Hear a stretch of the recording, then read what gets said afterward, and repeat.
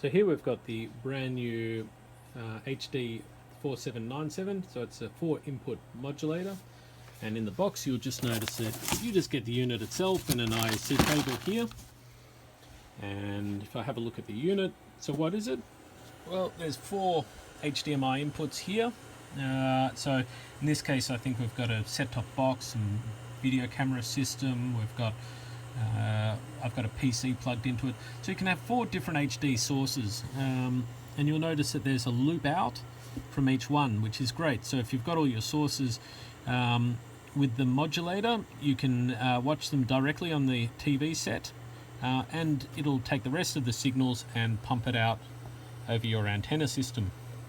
You'll notice a little black toggle here that controls your RF levels. We'll discuss that in a second. You can do your remote setup via a network cable, and then there you got your power point. Yeah, you'll notice a couple of other things too. You've got your IR emitters that can go here, so if number 1 is a Foxtel box, you can plug that in, put it over the Foxtel IR receiver, and you can control your Foxtel in each room. So you'll need to run it into a hub, an RLRF 380, and at each TV you just need an IR target, so an RF 210. This on off, that's the remote power option. So you know, if you're plugging in a hub, don't plug any power supply into it, just click that to on, and this will supply the power to the hub. So nice and simple. Alright, so what have we got? If I have a look at the front display, always default password is 4 zeros. Just watch out for that last digit, because that'll default come up as a 1, so you just got to remember to press down and choose 0. And you know, a lot of these you won't use. The default config, that's good if your customer gets himself into trouble and you've got to work your way back. So RF setup, let's have a look at that. So here we can select our RF for our various channels. Notice how there's just 2 channels. What it is on each channel you get 2 RF channels, so 2 HD sources on each channel. It'll time out, so I'll just plug in that password and remember not to talk so much. 000. So RF setup, output channel. Notice by default always Resi-linx, I choose 39 these days, but what you really should do is you should look at your meter and you look at your spectrum and you choose where there's a free space. Obviously in this case we don't have anything else plugged in, so I can place it, you know, anywhere along this spectrum.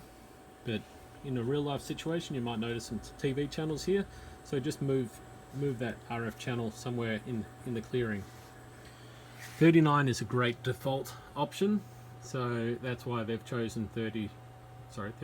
39 is a great default option, that's why they've chosen that channel.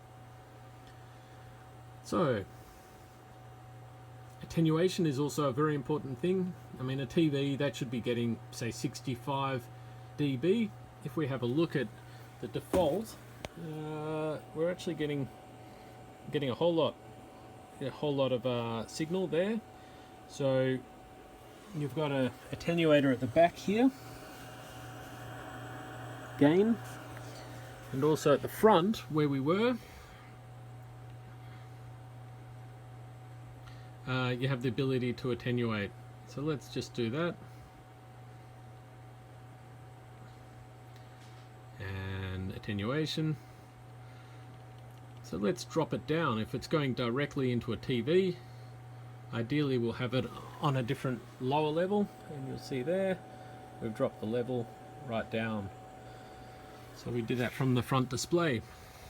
Alright, let's just ignore these ones. TSID is a good one. So if you're putting multiple units together, just make sure that you adjust the TSID for each quad.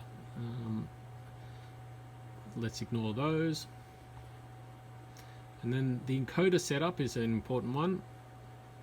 So yeah, let's go into each one. So we've got our various channels. Video inputs going to be HDMI. Channel name, that's a handy one. This is why you probably don't want to do a little programming from the front panel, because it's sometimes a hassle to scroll up and change all the names this way. We'll talk about the remote setup via that yellow cable. Yeah, LCN, same. If you're going to be stacking a whole lot of channels together, remember LCN. See, by default it's 101. So if I go to my TV remote, by default I'll point at the TV there, 101.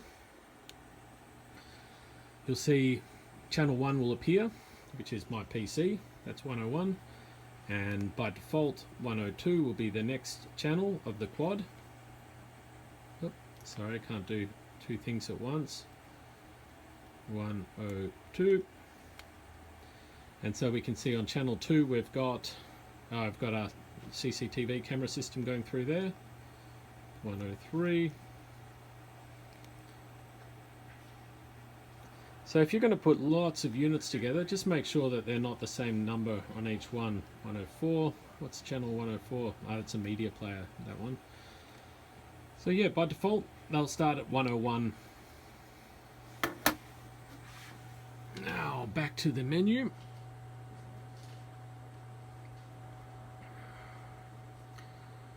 RF setup, encoder setup, channel name, we talked about that. LCN, we talked about that. HDCP, let's ignore that. Audio output, we'll ignore that. Back to the main menu. Yeah, network setup. Probably one thing that's of interest here, default IP address is always the 9, so 192.168.1 and 9. And we could probably ignore the rest. So that's it. Now, to get access here, yeah, we just punch in that IP address. Do the IP address up here, and then we get into the menu. Yeah, it's exactly the same as what we were looking at before when we went through the common setup, RF. Now, one of the nice things, so we can change various features here. This is probably the nicest bit. So here I can write in a different name. I don't know if it's Foxtel, save config, channel 2. I can't remember what that was. Was it security? I don't know, whatever. It's actually hard to hold a camera and type, as you can see. I'm sure you could do a better job than me. Save config, etc.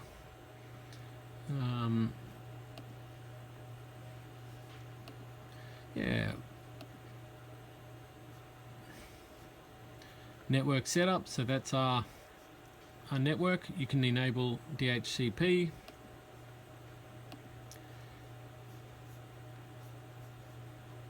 And yeah, off we go. Yeah, one of the good things also, you can upload your files. So if you're doing the same job over and over again, you can upload it. And so the idea is that we type these addresses in, and see there, Foxtel, that appears, 102. And channel 2. Let's go back to that one. Yeah, one of the things that you got to remember is to type it in, security, save config, and then 102. One sec. Find the ability to do that. And security there. So that's a really handy thing. Customers will really appreciate it if you do that correctly. Yeah, and the other last thing that we did before was making sure that we do when we're stacking, when we go beyond 4 channels, when we're going to 8, 12, 16 channels, we're just got to make sure that we do the TSID and the LCNs also.